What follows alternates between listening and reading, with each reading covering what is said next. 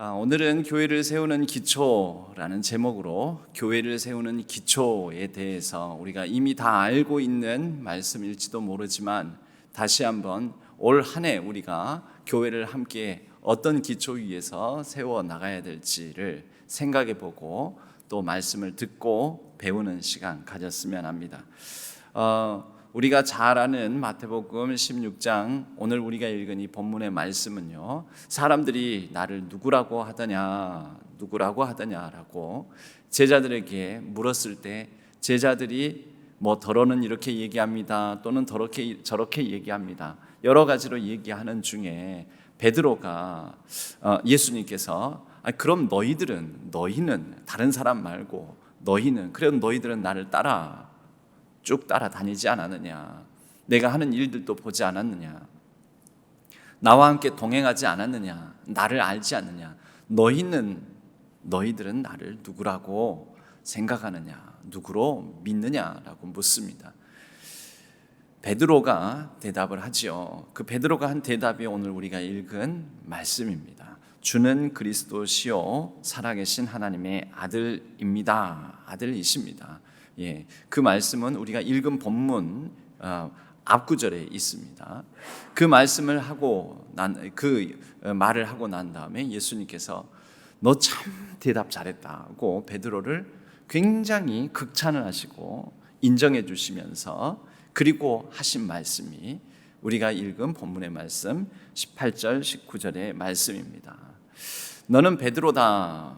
원래 베드로가 베드로라는 이름이 아니었고요, 요한의 아들 시몬이었습니다. 시몬. 그러니까 베드로의 원래 이름은 시몬입니다.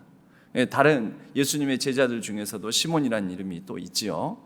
아마 흔한 이름들이었던 것 같습니다. 우리가 아는 야고보라든지 시몬, 또 요한, 이런 이름들은 유대인들에게는 많이 동명이인이 많은 그런 흔한 이름들이었던 것 같습니다. 시몬에게 이제 예수님께서 너 참 대단한 고백을 했다. 주는 그리스도시요 살아계신 하나님의 아들이십니다. 예수님에 대한 그런 놀라운 신앙 고백을 한 것을 들으시고 너는 이제 베드로다. 베드로 그 이름을 직역하면 큰 바위라는 뜻입니다. 큰 바위. 그 바위라는 뜻입니다. 이 작은 바위들을 페트로스라고 하고, 그래서 그 작은 바위들보다 엄청나게 큰 것을 페트라라고 합니다. 또는 작은 바위들이 모여져서 큰 돌산을 이루게 되었을 때 그것을 또 페트라라고 얘기하기도 합니다.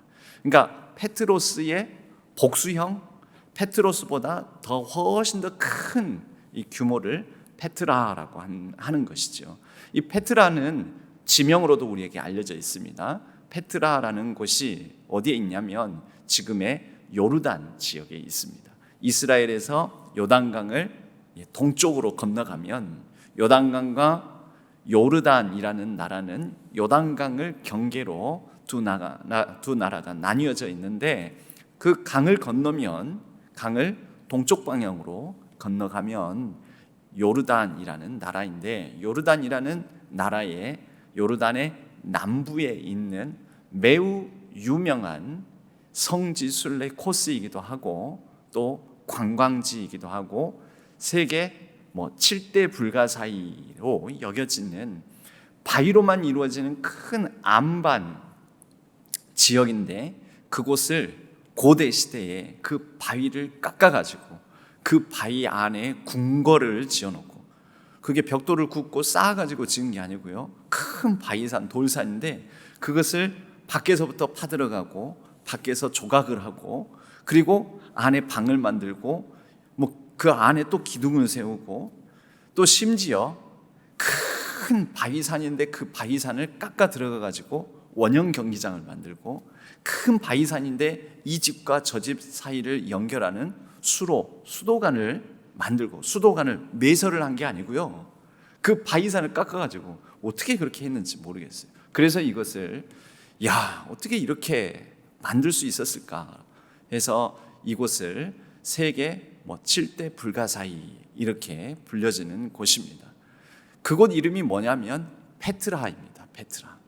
그래서 여러분들이 스마트폰으로도 페트라하고 검색을 하면 그 붉은 바위 산으로 이루어진 고대 도시, 고대 이 유적 흔적들을 이 여러 사진을 통해서 인터넷에서 핸드폰에서 보실 수가 있습니다. 그러니까 이 페트라라는 말은 무슨 말입니까? 큰 바위산, 큰 바위들, 큰 안반 이런 뜻을 가지고 있습니다. 저희 신앙교회가 건축될 때 원래는 지하 한 2층까지도 팔 계획을 가지고 있었는데 더 이상 파지를 못했답니다. 이거를 팔려면은 주변에 지금보다도 더 교회 건설하는 이 자리 바로 옆에 여러 주택들이 다닥다닥 붙어 있는데 이거를 팔려면은 도저히 어지간해서는 팔 수 없고 폭약을 매설해가지고 다이너마이트를 터뜨려가지고 이렇게 이 2층까지를 파야 될 것 같은데 그렇게 하자면 옆에 주택들에게 큰 피해를 끼칠 것 같고 해서 파지를 못하고 그만 지하 1층 요 정도까지만 하고 그 더 크게 공사를 못했다라는 얘기를 들은 적이 있습니다. 그러고 보면 우리 신앙교회는 반석 위에 세워진 교회입니다. 말 그대로 반석 위에 실제적으로 이 지리적으로도 그 지질 구조상 반석 위에 세워져 있는 교회인 것이지요. 너무 단단한 돌들이 있어서 이 깊이 파지를 못하고 요 정도 선에서 이 기초 공사를 하고 마무리를 짓고 지하 1층까지만 주차장 요 정도 공간으로 확보하고 그 위에 교회를 세웠다라는 얘기를 들은 적이 있습니다. 그러고 보면 우리 신앙교회는 반석 위에 세운 교회라서 음부의 권세가 흔들지 못하는 말씀을 직역해서 말씀을 직접적으로 적용을 하자면 음부의 권세가 흔들지도 못하는 그런 반석 위에 든든히 세워져 있는 교회다. 반석 위에 든든히 세워져 있는 교회다. 믿으시면 그렇습니다. 그런데 이거는 지질학적으로 지질 구조상 반석 위에 건축이 되어 있는 교회인 것이고요. 그런데 진짜 반석은 무엇인가? 진짜 반석을 우리가 세 가지로 나누어서 살펴보았으면 합니다. 먼저 첫 번째는 베드로가 했던 그 신앙 고백입니다.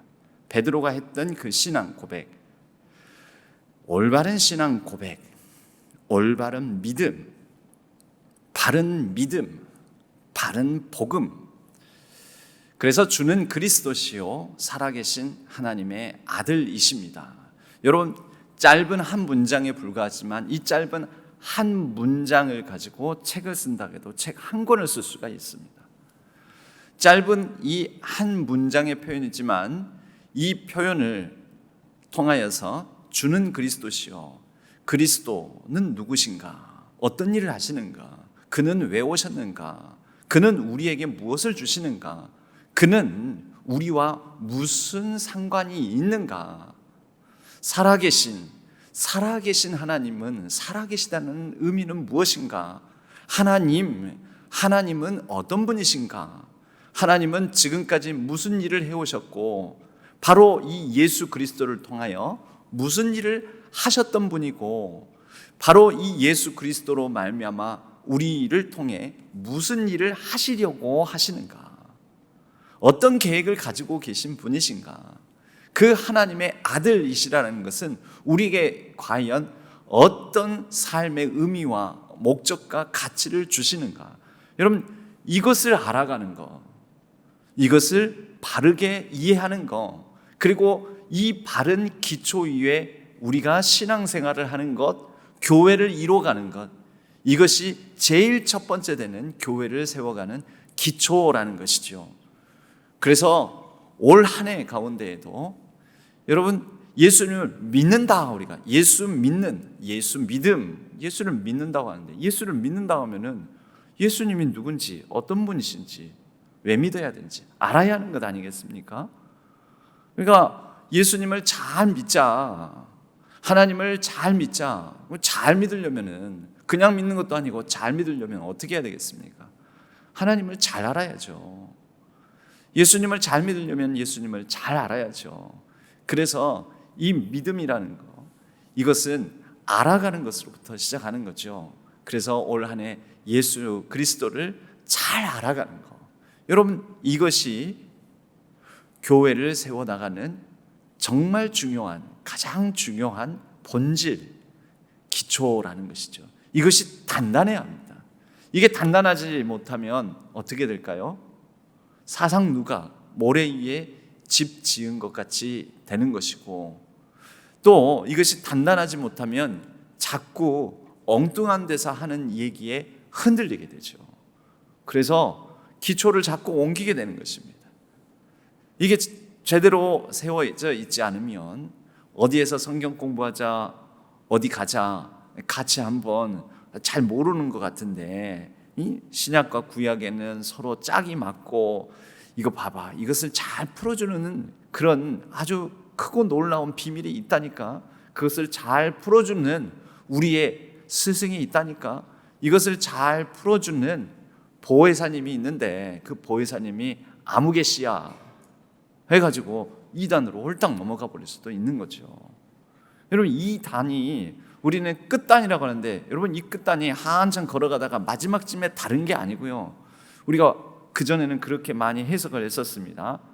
달을 이 끝단, 근데 그 끝이 한참 걸어가다가 마지막 순간에 그 끝에 가서 다르다라는 것이 이단이 아닙니다. 여러분, 사실 이단의 이 끝단은 걸어가다가 마지막 끝, 그 끝을 말하는 게 아니고요, 시작 끝이에요. 시작 끝. 탑을 세웁니다. 탑을 세우면은 제일 꼭대기 부분, 거기가 단이 아니고요, 탑을 세울 때 제일 아래 가장 넓게 기초돌 놓는 자리, 거기를 뭐라고 합니까? 뭐라고 하죠? 기초돌인데 한문으로 기단이라고 합니다. 기단. 기단이라고 해요. 기단. 탑을 놓는 그 기초, 바로 그 단. 그래서 그 기단 부분 위에서부터 1층, 2층, 3층 이렇게 헤아리기 시작을 해요. 그래서 어떤 사람은 기단 부분이 돌이 반듯하게 아주 크고 넓은 사각형 돌이 쫙 놔져 있으니까 거기서부터 1층인 줄 알아요. 근데 그건 기단 부위라고 하고요, 그 기단 위에부터 1층이라고 하는 거예요. 기단 위에 1층, 그 1층 위에 2층 이렇게 가는 거예요. 자, 단이 어디입니까? 그 밑에 기초를 보고 단이라고 합니다. 여러분, 이 단은 뭐가 다르냐면 기초가 달라요. 기초가. 그래서 이 단으로 넘어가느냐 안 넘어가느냐 하는, 한참 배고 난 다음에, 내가 그래서 한참 공부하고 한참 배고 난 다음에 마지막쯤에 가서 내가 분명 끝이 다를 거니까 그 다른 것을 그때 가서 내가 분별할 수 있을 거예요. 여러분, 그 사람은 분별 못합니다.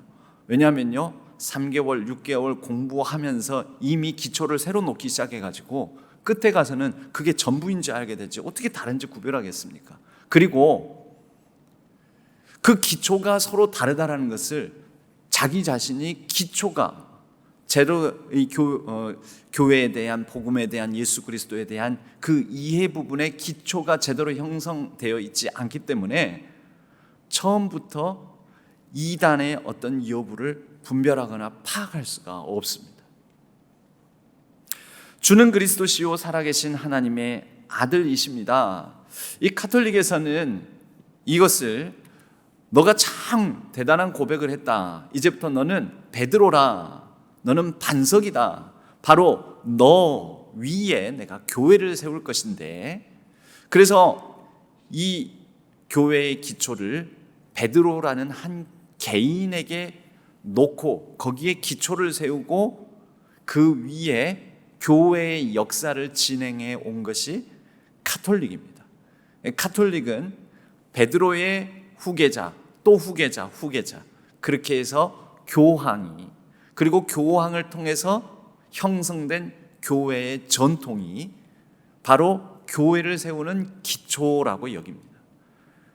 우리 개신교는요, 그렇지 않다, 이 말씀을 잘못 해석했다, 이것은 베드로가 한 신앙 고백을 두고 예수님께서 하신 말씀이지 베드로라는 한 사람을 기초로 두신 말씀이 아니다라고 우리는 이해하고 해석하는 것입니다. 이거 보세요. 카톨릭에서는 그렇게 배우면 카톨릭 교회라는 교회가 세워지는 것이고요. 우리 개신교 신앙에서는 아니다, 그런 이해가 아닌 그와 다른 기초를, 예수 그리스도의 말씀은 그런 이해가 아니다라고 기초를 새롭게 놓으면 그 위에서 개신교회가 세워져서 지금까지 이어지게 되는 것입니다. 여러분, 이렇게 뭔가를 알고 제대로 이해하는 것 또는 다르게 이해하는 것, 그에 따라서 다른 형태의 교회가, 다른 구조의 교회가 세워지게 된다라는 것이죠. 복음에 대한 이해도 마찬가지입니다. 하나님 나라, 복음. 여러분, 그 복음, 하나님 나라 복음을 어디에 기초를 두고 어떻게 이해하고 있는가? 여러분, 그에 따라서 1절에도 말씀드렸지만 우리의 신앙의 형태, 모습, 그리고 교회가 어떤 이 스타일로, 어떤 문화로, 어떤 모습으로 세워지는가가 달라진다라는 거죠. 여러분, 우리는 이렇게 같이 모여 있지만요, 각자 한 사람 한 사람이 각자 저마다의 신앙 고백, 베드로도 또 다른 제자들도 각자 저마다 예수님은 누구십니다라고 그렇게 정의를 내리지 않았겠습니까? 그런데 그 중에서 베드로의 정의가 가장 정확했고 가장 훌륭했고 가장 완벽했기 때문에 베드로의 얘기만 성경에는 기록되어 있지만 아마 다른 제자들도 나름대로 얘기를 했을 것입니다. 여러분, 우리는 각자 저마다 나름대로 예수님은 누구신가? 하나님은 어떤 분이신가? 나의 믿음은 어떤 믿음인가? 여러분, 각자 저마다 다른 믿음 체계를 가지고 있습니다. 그 다른 믿음 체계 가운데 우리 한 사람 한 사람의 각 개개인의 교회가 세워지는 것입니다.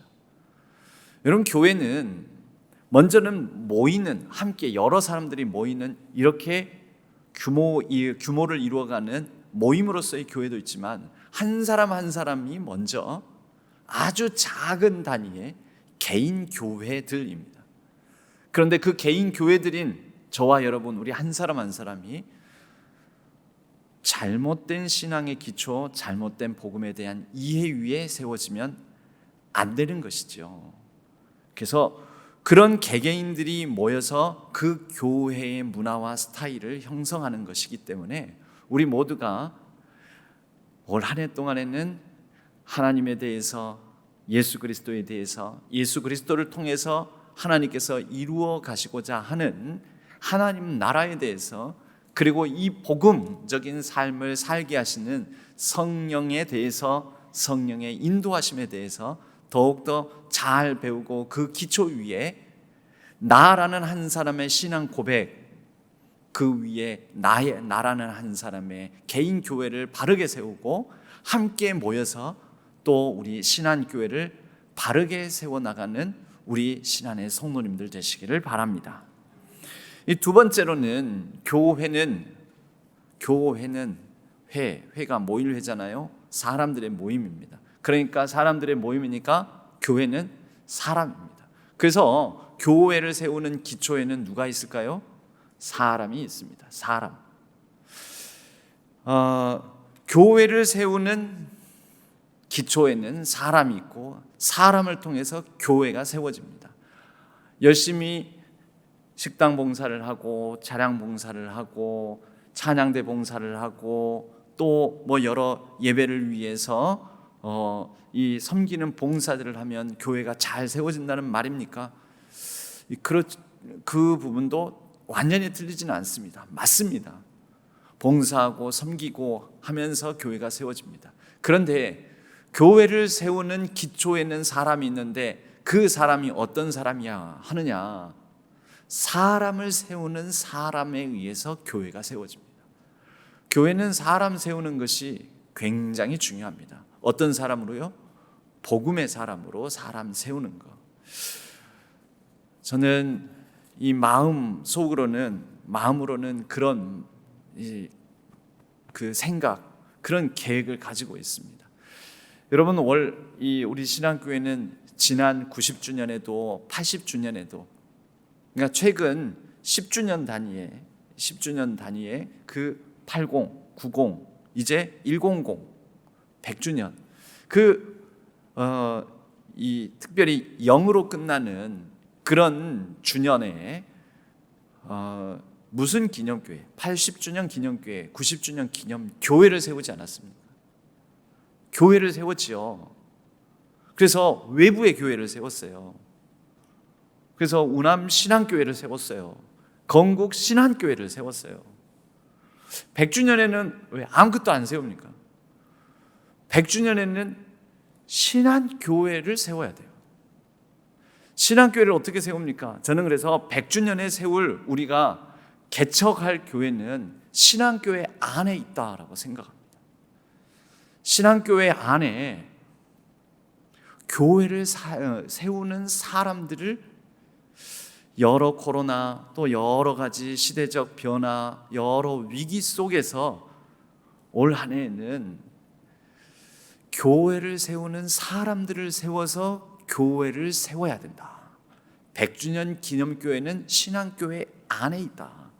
100주년 기념교회의 신앙교회 안에 세울 교회를 여러분 몇 교회 정도를 세울까요? 저는 100주년을 맞이한 올해 신앙교회 안에 100개의 교회가 세워졌으면 좋겠습니다. 100교회 교회를 어떻게 세웁니까? 여러분, 교회는 누가 세웁니까?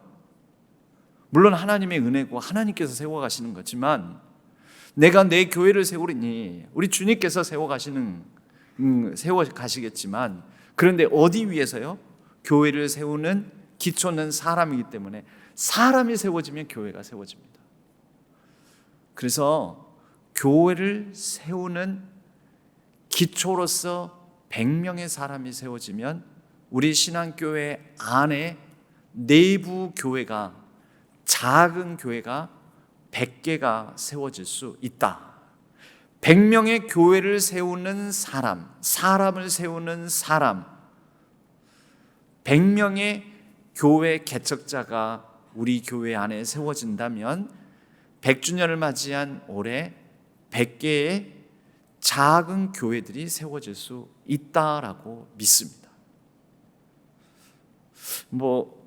허황돼 보이죠? 그 100명의 사람들은 어떤 사람이어야 될까요? 주는 그리스도시요 살아계신 하나님의 아들이십니다 라는 정확한 이해와 정확한 고백을 하는 사람, 그리고 사람을 잘 섬기고 세워낼 수 있는 사람. 직분자 세우기가 아닙니다. 그냥 단순히 집사, 권사, 장로 세우기가 아닙니다. 교회를 세워나갈 수 있는, 사람을 세워나갈 수 있는 사람을 세우기. 여러분, 그것이 올 한 해의 가장 중요한 신앙교회 100주년의 실제적인 목표여야 되지 않을까라고 그렇게 생각을 해봅니다. 에베소서 2장 20절 말씀에는 이런 말씀이 있습니다. 너희는 사도들과 선지자들의 터 위에 세우심을 입은 자라. 그리스도 예수께서 친히 모퉁이 돌이 되셨느니라.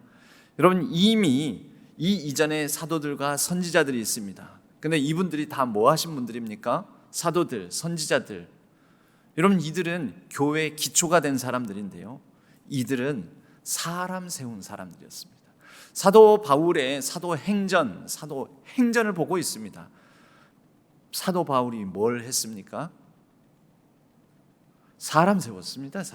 복음의 사람들을 세웠습니다. 예수의 사람들을 세웠습니다. 그리고 그 사람들을 끝까지 세우기 위하여 그가 그 사람들을 세우려는 혼신의 노력이 담겨져 있는 서신서들을 우리에게 남겨주었습니다. 고린도서, 에베소서, 골로새서, 빌립보서, 갈라디아서, 로마서 등등, 이거 다 사도 바울이 교회를 세우고 사람을 세우기 위한 치열한 분투, 치열한 눈물, 혼신의 노력 가운데서 나온 서신서들이 바로 바울의 서신서들입니다.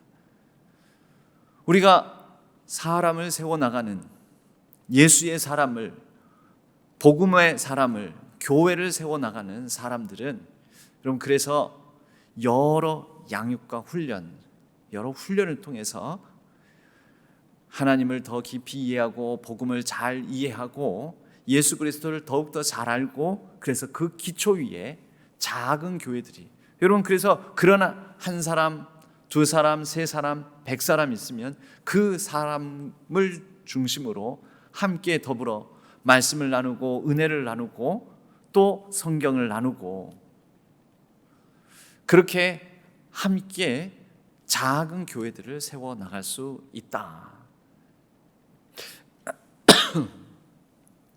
세 번째 기초가 있습니다. 세 번째 기초는, 그러면 올바른 신앙 고백, 주는 그리스도시여 살아계신 하나님의 아들이십니다, 바로 이 핵심적인 한 문장으로 요약된 이 고백 말고 또 뭐가 있습니까?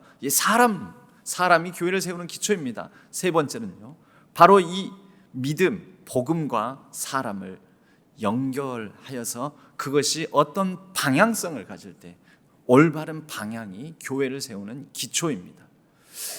여러분, 우리는 똑똑하든 조금 덜 똑똑하든, 크든 작든, 힘이 있든 좀 연약하든, 여러분, 각 사람이 한데 어우러져서 교회 공동체를 이루어가는데요, 각 사람이 그렇게 대단한 능력을 가졌거나 적은 능력을 가졌거나, 여러분, 그거 별로 안 중요합니다. 아니, 물론 그것도 중요하죠. 그러나 그것도 중요하지만 그것이 전부가 아니죠. 뭐가 중요할까요? 어떤 방향성을 가졌는가, 어떤 방향성을 가지고 있는가. 여러분, 한 교회를 이뤄가면서 서로 다른 방향성을 가지게 되면 어떻게 될까요? 힘이 합쳐질까요? 흩어질까요? 여러분, 같은 방향성을 갖는 게 중요하죠. 단, 우리는 서로 다르기 때문에 서로 다른 방향성을 가질 수도 있습니다. 완전히 반대 방향을 갖는, 즉 성격적으로나 또 성향으로나 어떤 스타일이나 뭐 여러 가지 면에서 반대 방향을 갖는 사람이 있다고 합시다. 여러분, 이거 교회가 될까요, 안 될까요?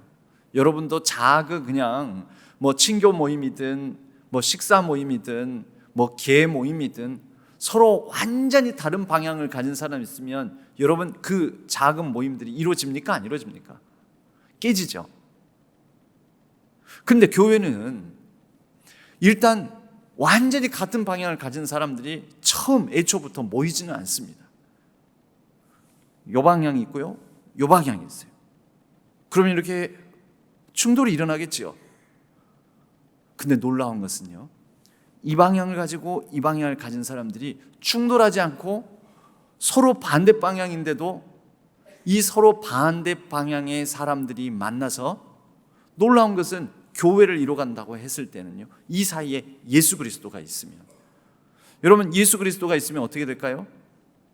가운데 십자가, 예수 그리스도를 상징하는 십자가를 두고 서로 반대 방향의 사람인데, 한 사람은 저 동쪽에서부터 예수 그리스도를 향해서, 다른 한 사람은 서쪽에서부터 예수 그리스도를 향해서 오는 거예요. 그리고 와가지고 어떻게 될까요?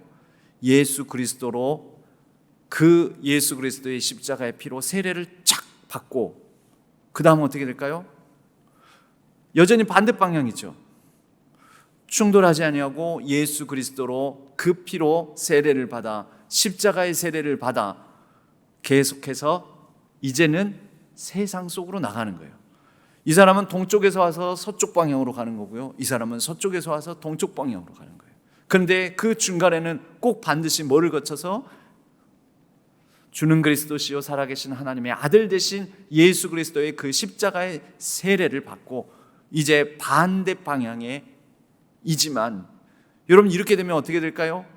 예수 그리스도 세례를 받고 그 다음에 확장되어 나가면서 교회가 더욱더 세상 속에 그 영역을 넓혀가게 되는 것입니다. 이 사람을 통해서 이쪽 방향의 확장이, 이 사람을 통해서 저쪽 방향의 확장이, 그러면서 커가는 것이죠. 그런데 서로 반대 성향의 사람, 서로 반대 방향성을 가진 사람이 만나서 그 사이에 예수 그리스도가 없으면 어떻게 될까요? 십자가의 세례가 없으면 어떻게 될까요? 예수 그리스도의 그 피의 세례가 없으면 어떻게 될까요? 예수 그리스도의 그 순환과 희생의 세례가 없으면 어떻게 될까요? 그냥 부딪힙니다. 그냥 부딪힙니다. 그러다가 누가 이길까요?